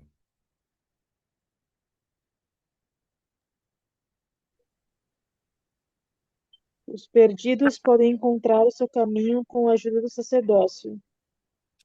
Exato. Porque o sacerdócio aponta para Cristo. E aonde está a plenitude do sacerdócio? Está no templo. É no templo que nós recebemos. E quando eu falo receber o sacerdócio, não estou falando somente dos homens, dos irmãos da igreja que recebem quando são ordenados a um ofício do sacerdócio pela imposição das mãos. Receber o sacerdócio é muito mais do que isso, é receber as ordenanças, as instruções, os convênios, tudo isso por meio do sacerdócio se aplica aos homens e mulheres fiéis da igreja, né? É receber desde o batismo até a investidura no templo, o selamento, os convênios associados a cada ordenança, as instruções que são dadas, tudo isso é receber o sacerdócio, né? O presidente Nelson falou muito sobre isso, né? Que o convênio e juramento do sacerdócio se aplica também às mulheres na igreja. Então, é por meio do sacerdócio, como fala lá em Doutrina e Convênios, né? Sem o sacerdócio maior não se manifesta o poder da divindade. É por meio das ordenanças, convênios, das instruções, é por meio das chaves do sacerdócio que nós podemos realmente conhecer Deus. E a gente pode encontrar essa estrela polar que é o Salvador. E por que ela é importante? Porque no mundo tão inconstante, tão volátil, o Salvador é o ponto fixo. O Salvador e o seu evangelho é o ponto fixo que a gente pode se apoiar e se orientar por meio dele. Então, como eu falei, né, os símbolos do templo têm tanto para nos falar. Não precisa de palavra nenhuma, mas eles falam, eles testificam, principalmente do Salvador, né, e do plano do Senhor. Bem, então, eu gosto muito dessa parte do cosmos, né? Acabei pegando mais um símbolo para finalizar essa parte, que é Aí vocês estão vendo nessa imagem a sala celestial do Templo de Manhattan, Nova York. Muito bonita, né? Eu acho ela bem bonita, esse branco dela. E eu quero chamar a atenção lá em cima. Vocês podem ver, tem até dois, um mais ao centro, perto do lustre, e o outro à esquerda, perto do outro lustre também, é um vitral, né? É um vidro, né? Uma arte no vidro ali, de forma circular. E eu vou pegar aqui mais próximo, né? Vocês podem observar aí, parece que tem um sol no centro, tem vários círculos ao redor. Eu coloquei uma seta aí para destacar, né? E eu peguei aqui agora a imagem dele, né? Esse vitral que está ali, aqui pertinho para a gente poder ver em destaque. Vocês conseguem me falar o que vocês veem aí? Elementos. O que vocês veem?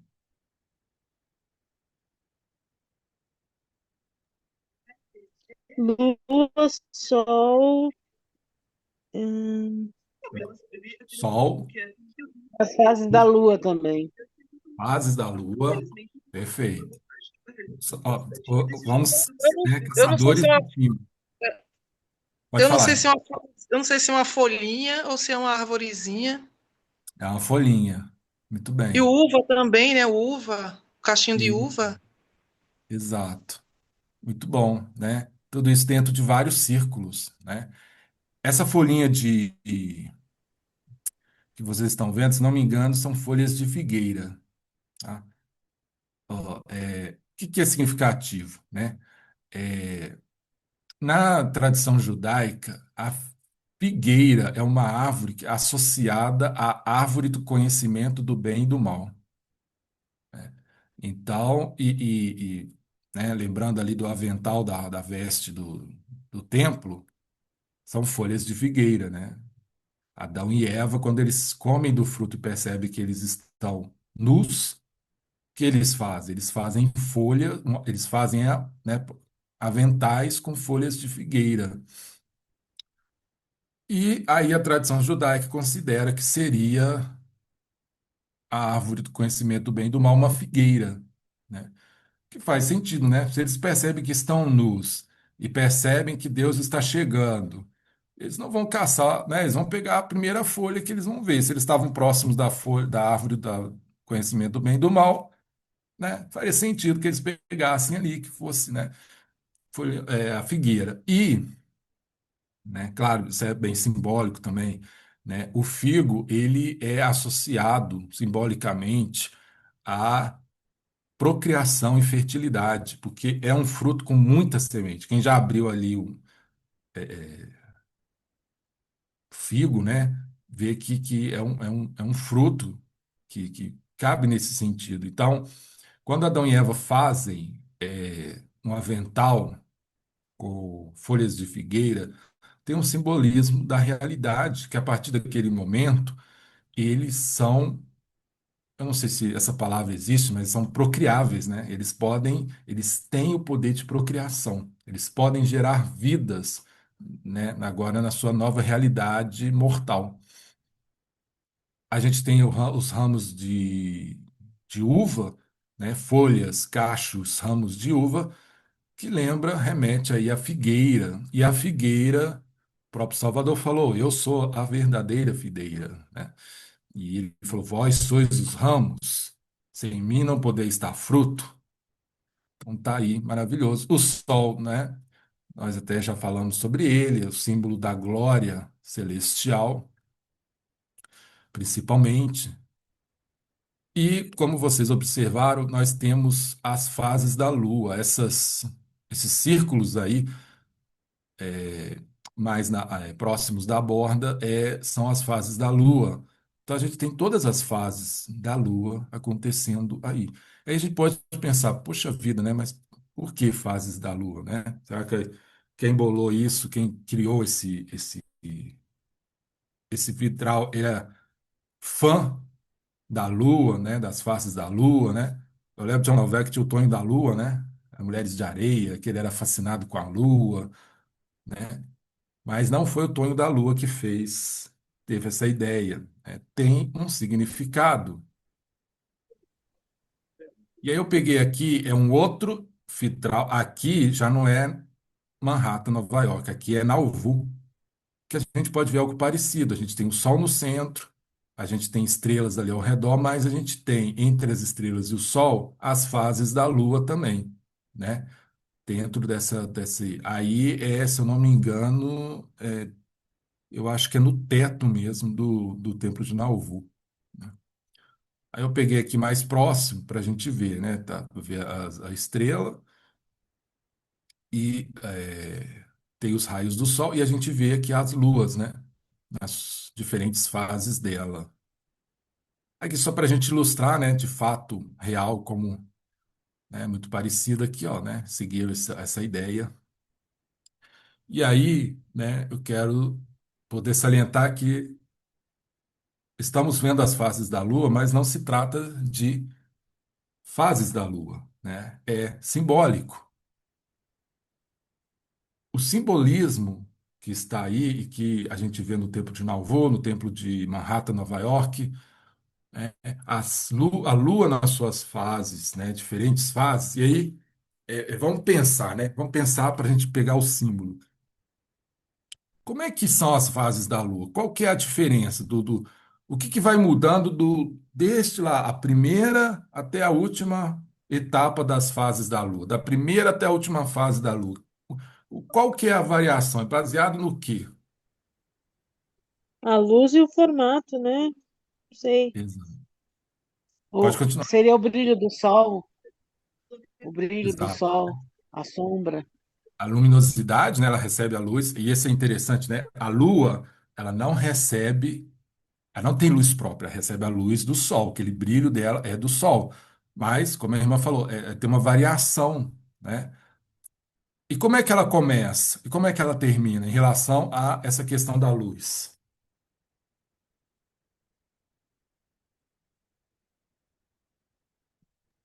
Ela termina cheia? Cheia, né? Ela começa com pouca luminosidade, a gente vê aqui embaixo, né? Quase totalmente escura, e ela vai ficando mais iluminada, né? Até que ela fica totalmente, aqui pra a gente vê ela totalmente iluminada, que é a lua cheia, né? Vamos associar isso a uma escritura? Quem pode ler? Doutrina e Convênios 5024, Eu posso. por favor. Aquilo que é de Deus é luz, e aquele que recebe luz e preserva em Deus recebe mais luz, e essa luz se torna mais brilhante até o dia perfeito. Obrigado. Essa escritura está falando da lua. Quem que é aquilo que, como é que fala? Aquele que recebe luz. Aquele que está falando aí é quem? Somos nós. Somos nós, né? A lua é um símbolo disso, porque a lua, ela, né, como a irmã falou, não tem luz própria, ela recebe a luz do sol. O sol, que é o símbolo da glória celestial, um símbolo até do próprio Salvador, né? Doutrina e Convênios fala, né, que ele está no sol e ele é o poder pelo qual o sol é feito e mantido, né? A luz de Cristo.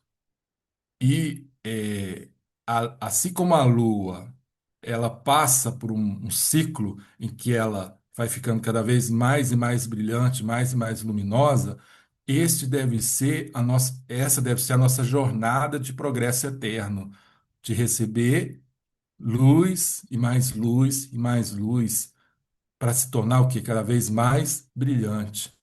Não é a nossa própria luz, é a luz do Salvador, que ele falou, né? Que ele é a luz e que ele é a luz que nós devemos erguer, né? Que nós devemos fazer a luz dele brilhar. Então nós recebemos a luz do Salvador e devemos, né, emanar essa luz até o dia perfeito, até que nós sejamos plenamente aperfeiçoados em Cristo, né? Então todo esse simbolismo das fases da lua está representando o quê? O nosso próprio progresso eterno. Está nos testificando essa importância de receber mais e mais luz, a luz de Deus, porque Deus é luz. e receber e se tornar mais e mais brilhante até o dia perfeito.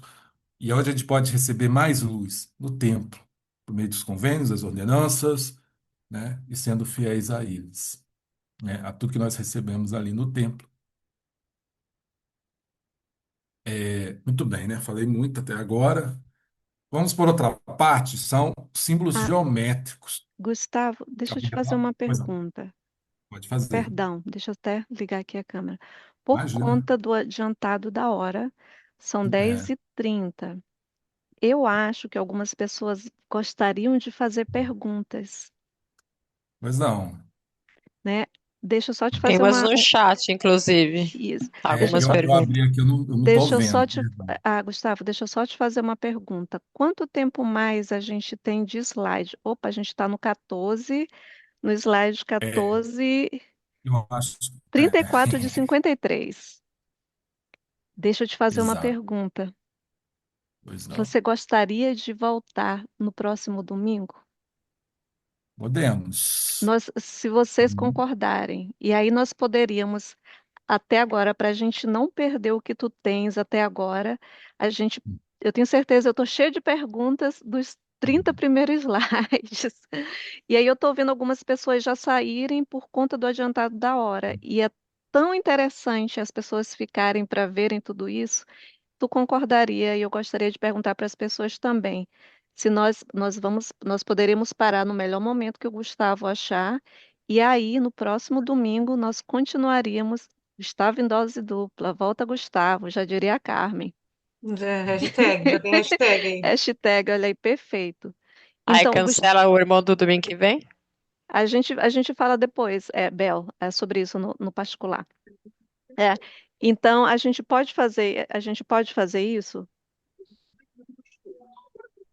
Pra mim tá ok, eu tenho disponibilidade. Porque eu acho que tem muitas pessoas que têm muitas perguntas e a gente tá.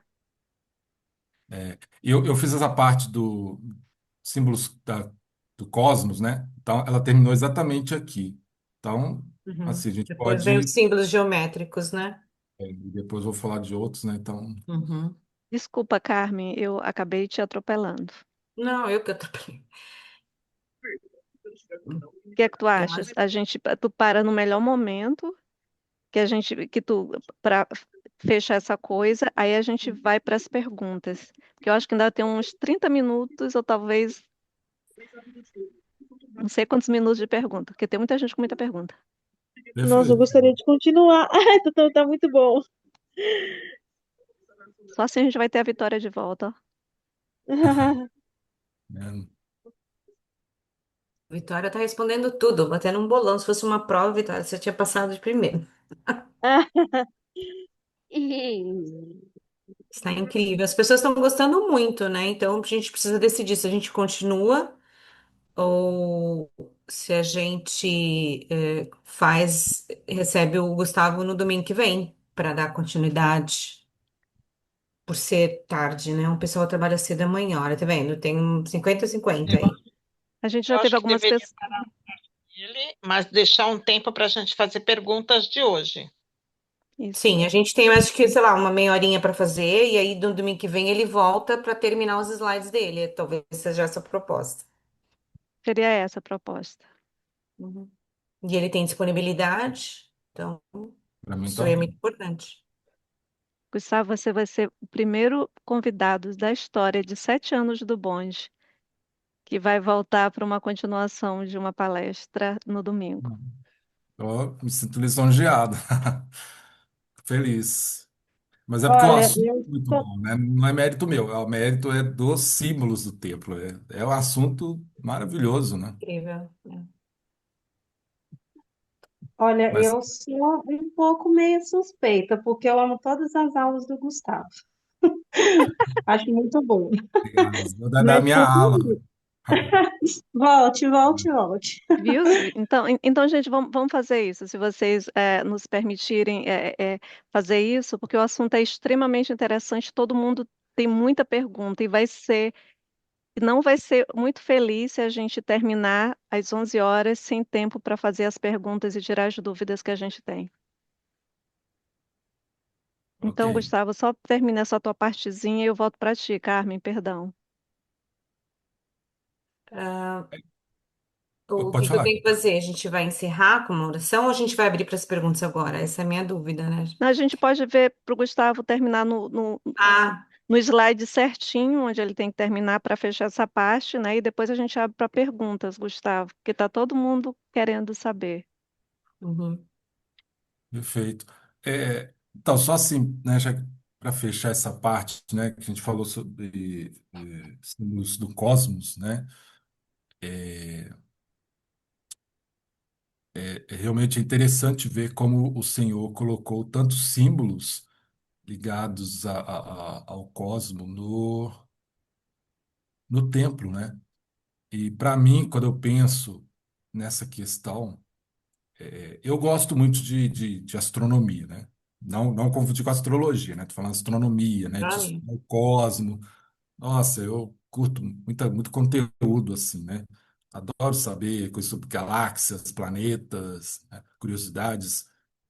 Mas, para mim, quando eu penso que o Senhor usou tantos símbolos do cosmos, né? Do cosmos, símbolos astronômicos, me passa, né? Esse sentimento, né? De que o Senhor quer deixar claro que nós não somos seres meramente mortais. Nós estamos passando por uma experiência mortal, mas nós somos seres eternos. Nós somos mais eternos do que as próprias estrelas que morrem, que explodem, né? Mas nós somos feitos também do pó, que é o mesmo pó, né, que elas são feitas. Mas, e aí eu lembro, né, quando o Senhor falou para Abraão, né, que ele ia ter uma semente como as estrelas do céu, e ele falou para Moisés, né, que as suas obras, planetas, estrelas eram inumeráveis. Mas ele falou, eu conheço todas elas. E depois ele fala, Moisés, tu és meu filho. Ele conhecia Moisés, né? Então, ele conhece cada uma das estrelas, mas ele conhece cada um de nós individualmente, né? Assim como ele conhece cada planeta, cada estrela, cada galáxia, cada satélite, cada lua que foi criada, né? E nós somos eternos. Nós Brigham Young falou isso, né? Que o mais simples mortal vale muito mais do que vários planetas. Nós valemos mais do que milhares de planetas, estrelas, né? Então, quando eu olho para o céu, quando eu vejo a estrela da manhã, que é Vênus, ou quando eu vejo a Lua, eu não vejo mais só um ponto luminoso, eu não vejo só mais a Lua. Quando eu vejo a Lua lá minguante, crescente, cheia, nova, eu não consigo desassociar, eu penso no simbolismo. E aí eu lembro da escritura, eu tenho que buscar mais e mais luz até o dia brilhante, até o dia perfeito, né? Então, esse é o poder do símbolo do tempo, né? A gente nunca mais vê as coisas da mesma forma, né? E esse é o poder, né? O senhor poderia só falar isso com texto, mas o símbolo, ele tem um poder de deixar isso na nossa mente, no nosso coração, muito mais impactante, né, do que somente palavras. E quando a gente vai ao templo com isso em mente e busca esses símbolos, a nossa experiência fica muito mais enriquecedora no tempo. Então, é isso, irmãos, eu quero testificar dessas coisas, né, em nome do Salvador, né, em nome dele que simboliza tudo isso, criou tudo isso, em nome de Jesus Cristo. Amém. Estou aberto a perguntas.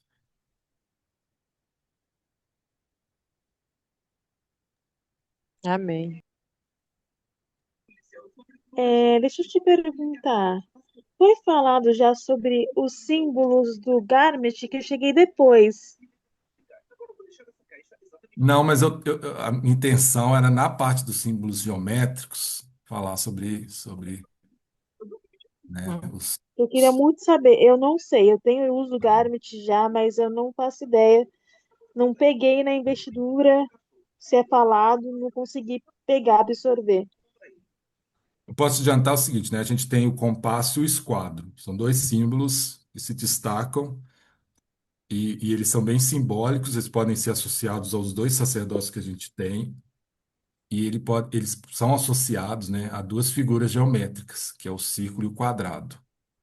E aí a minha intenção é, já no comecinho da parte dos símbolos geométricos, eu vou falar sobre o círculo, o quadrado e associados a eles o compasso e o esquadro.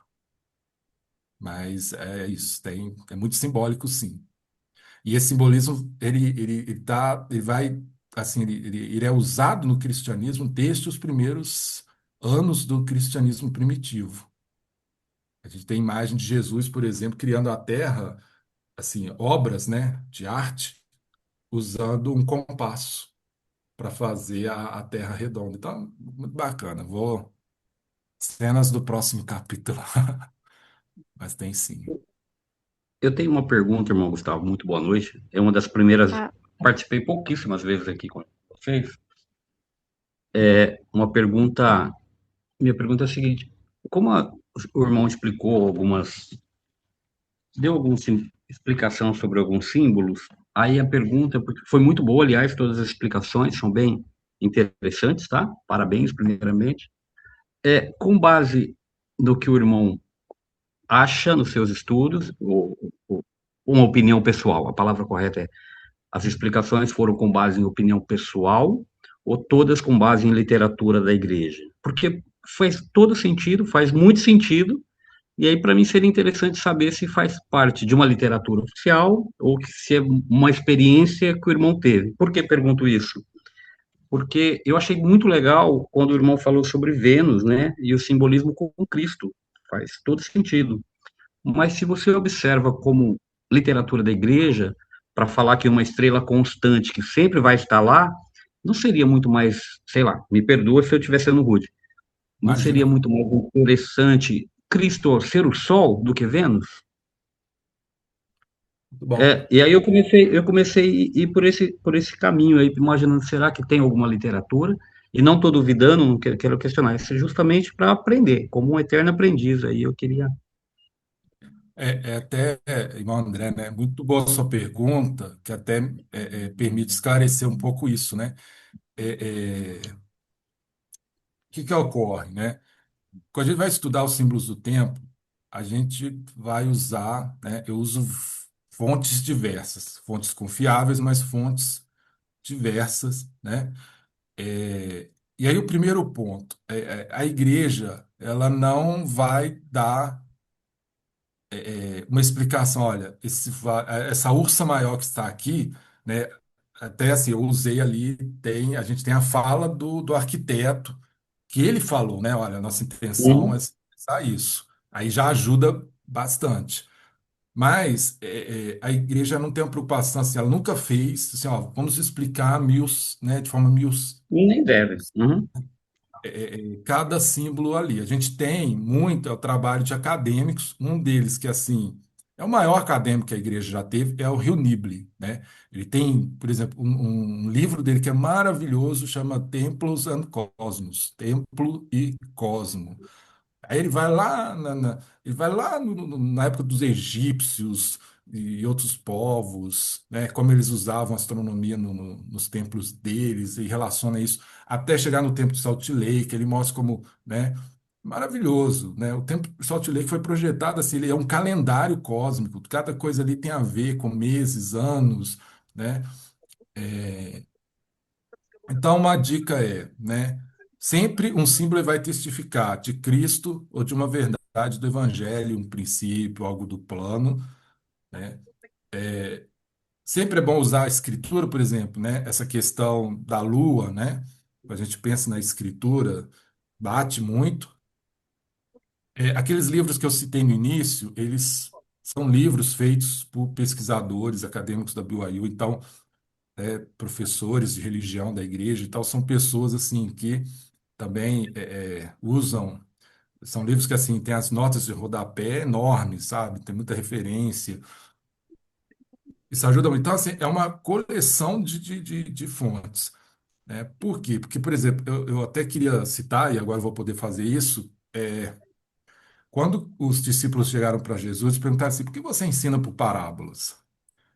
E aí Jesus deixou claro, falou, olha, eu ensino porque aqueles que estão preparados vão entender, mas aqueles que não estão não vão entender. E não vão ser condenados por algo que eles receberam e não aceitaram, né? Então, quer dizer, aqueles que estão preparados, eles conseguem, mas tem que ter né, capacidade de entender que não é. Você não precisa fazer um MBA para poder entender. É mais desejo, né? Como o Nefe lá, né? O anjo perguntou: que desejas? Ah, eu quero entender a visão do meu pai. Então é muito isso, né? Símbolos é o meio do Senhor testar até onde vai o nosso desejo de aprender e ter aquele esforço que o presidente Nelson falou que o Senhor ama, que é o esforço de aprender, compreender. Agora, existem muitos recursos, infelizmente, esses recursos, eles são, na maioria das vezes, em inglês, a gente não consegue comprar aqui, mas são livros, são artigos, estudos de acadêmicos, né, que ajudam muito, são acadêmicos da igreja, que ajudam a gente a entender, né? Mas não existe assim, oficialmente, a igreja não vai explicar. Acho que ela nunca vai fazer isso, né? Em relação a nada, aos símbolos, né? A roupa do templo, a roupa que nós usamos no templo, ela é totalmente simbólica. Mas a igreja, no meu entender, ela nunca vai parar e explicar: "Olha, isso é isso, isso e isso." Pode ser uma coisa ou outra, por quê? Porque é a nossa busca. Entendi. Não, ótimo, obrigado, meu irmão. Muito A gente obrigado. está chegando Muito numa obrigado. parte, imagina, a gente está chegando numa parte que é essa parte que o Senhor, é a carne que Paulo falou, né? O Senhor vai dar no leite lá, tá a papinha, agora é a carne. A gente tem que preparar, morder, mastigar bem, engolir, né? Mas a gente tem os recursos. Sobre Vênus e o Sol, eu posso falar o seguinte: os dois simbolizam Cristo, né? Porque a gente tem esse simbolismo de Vênus, e esse é um simbolismo que ele não é só na igreja. A estrela da manhã relacionada ao Sol, perdão, a Vênus, é já algo assim, já bem lá do início do cristianismo. Posso até trazer depois, no próximo domingo, a gente tem uma igreja católica que um vitral dela é o pentagrama simbolizando a estrela da manhã. Então, eu vejo que o pessoal na igreja, né, que embola os símbolos, a decoração, eles fazem um estudo, eles pegam alguns símbolos que são símbolos antigos. Os símbolos geométricos, inclusive, eles têm muito disso, né? Mas o sol também simboliza, né? Porque tem uma escritura em Doutrina e Convênios fala que Jesus é o poder do sol, e está no sol. Agora eu não lembro exatamente qual é a seção. E no Novo Testamento, quando Zacarias, né, que é o pai de João Batista, quando ele fica sabendo lá do nascimento de João Batista, tem uma parte lá que ele presta, né, um testemunho, ele se refere a Cristo como sendo a aurora que veio iluminar o mundo. O que é a aurora? A aurora é o sol nascente, né? A própria segunda vinda é descrita como assim como o sol nasce no Oriente e vai cobrindo toda a terra. Então, o sol também é um símbolo de Cristo e da glória celestial. Então, os dois encaixam bem no simbolismo de Cristo. Entendi. Muito obrigado, irmão. Nada. Ah, nossa. Irmão, a Alice estava com a mão erguida. Depois eu não sei se a Carmen pode ler as perguntas do chat ou alguém mais. A minha pergunta foi praticamente respondida na primeira aí, mais ou menos. Mas eu queria saber o seguinte, que é muito intuitivo esse negócio de símbolo, né? É muito intuitivo. Mas assim, muitas coisas também eu aprendi com meu pai que a gente compara na natureza, justamente do cosmos e tudo isso. Então, assim, acho que ficou claro para mim mais ou menos o que eu ia perguntar.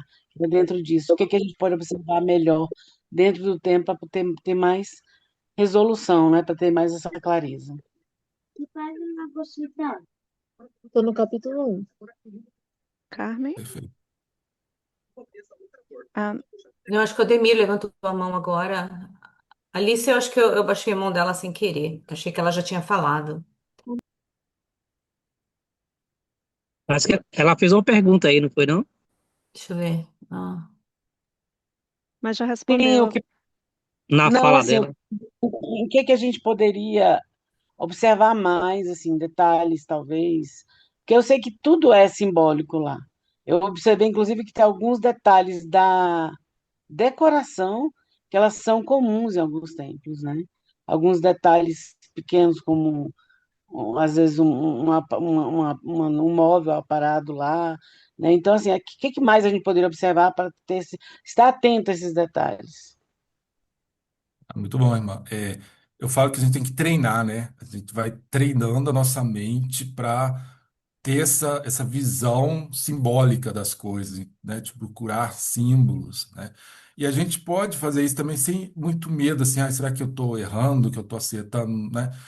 É, é, a minha intenção, né, já que a gente vai ter a segunda parte domingo, eu preparei com a intenção de mostrar um pouco isso, né?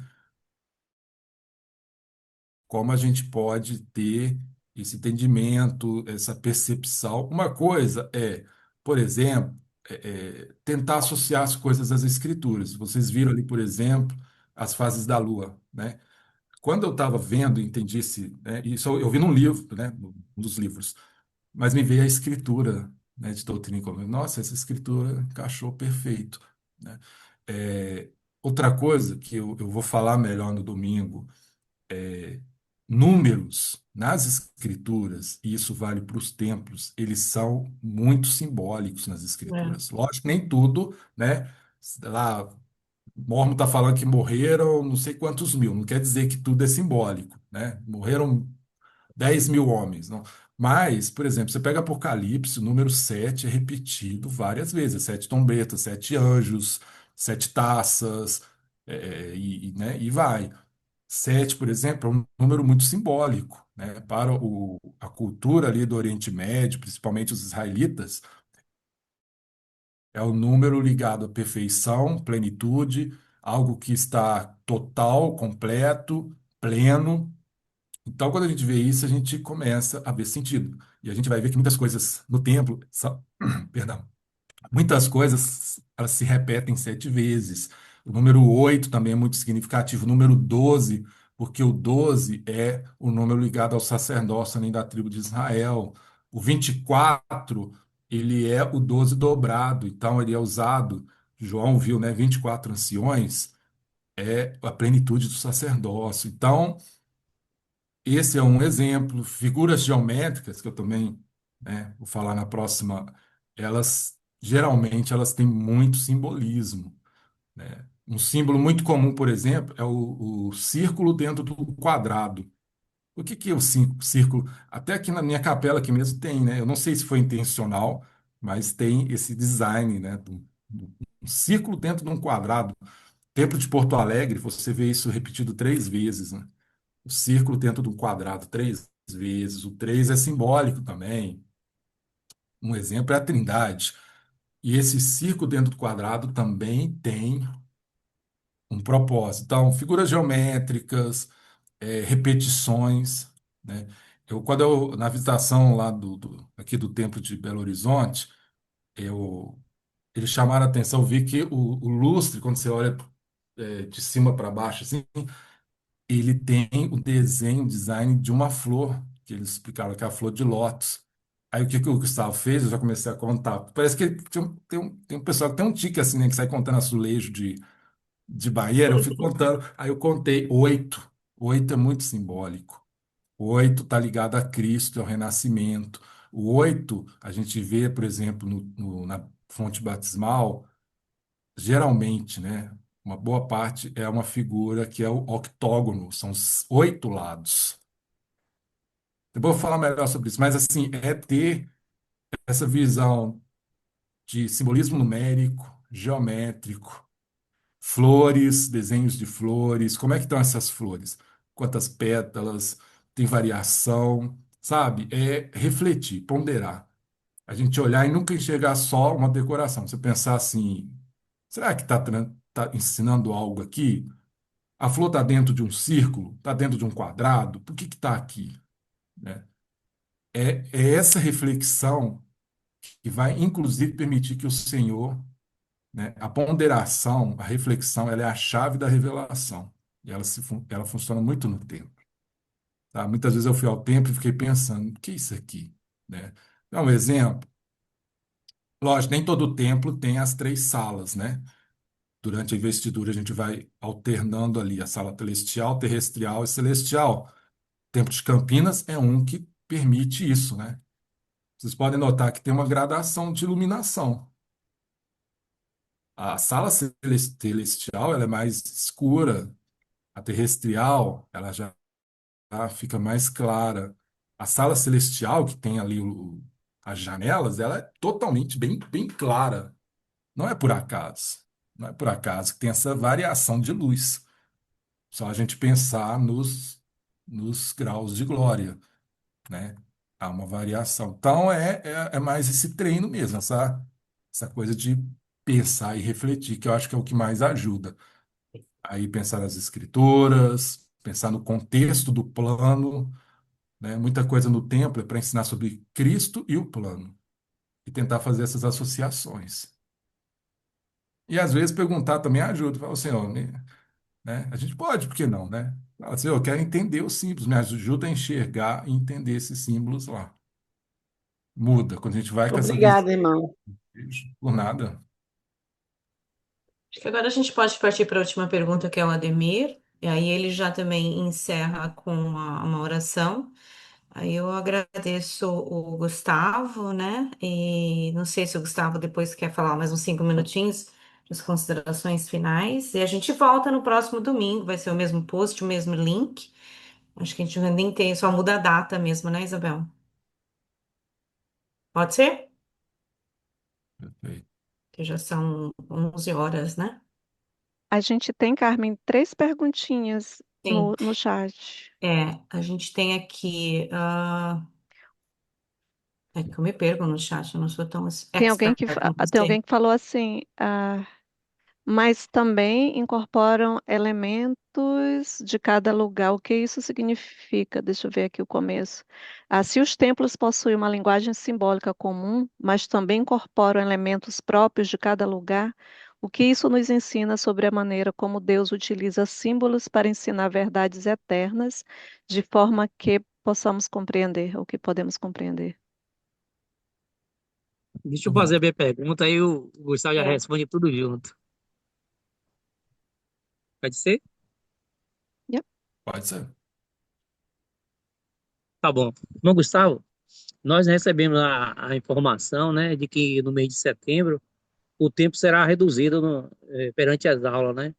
Se o senhor fosse hoje dar esse treinamento em um tempo reduzido, qual 3 pilares o senhor escolheria para poder nos apresentar hoje?